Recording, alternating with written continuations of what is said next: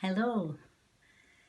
Well, here we are again, and we've got this coronavirus pandemic going on. I expect you're a bit fed up and frustrated with this lockdown that we've all got to suffer. I wonder how you're using the extra time. Are you making use of it? Are you an absolute pest at home? Or are you using it creatively, doing something you've never done before? Trying out something that you've never attempted. Be creative. Try to use the time, and above all, to be a help at home and cheer the others up. Don't let yourself get bogged down.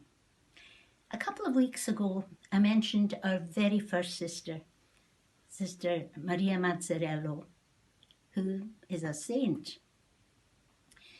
I told you that she had suffered from a terrible illness that was a plague, really, that was sweeping the country, and her relatives contracted this disease, and she was asked to go to nurse them. Now, she didn't want to. She was 19.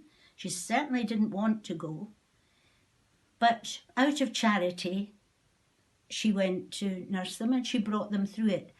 She had always the fear that she herself would get ill, and she did. She got typhoid and she was actually dying, and for quite a long time, a couple of months. So she eventually did get over it, but never ever was the healthy, robust girl she'd been before. Now, what did she do with that situation? She could have got depressed, she could have given up, but no. She was a great girl of prayer, of course, and she got an idea.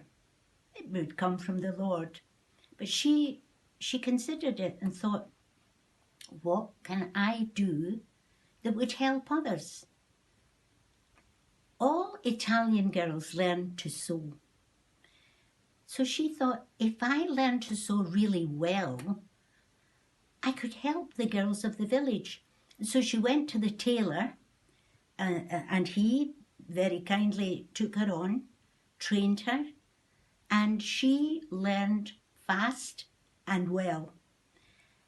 And she soon was able to open a little workroom, she and her best friend.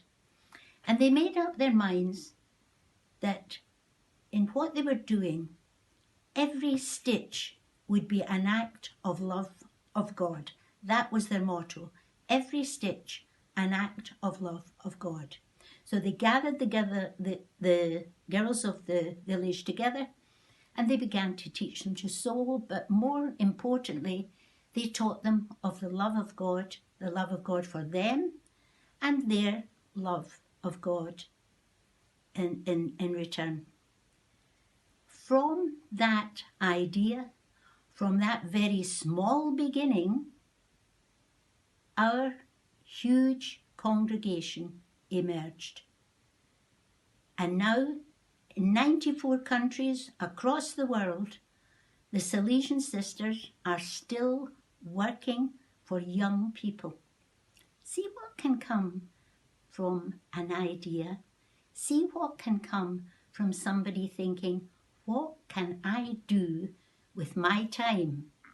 What can I do for others? I wonder what you are going to do. Think about it, and bless you.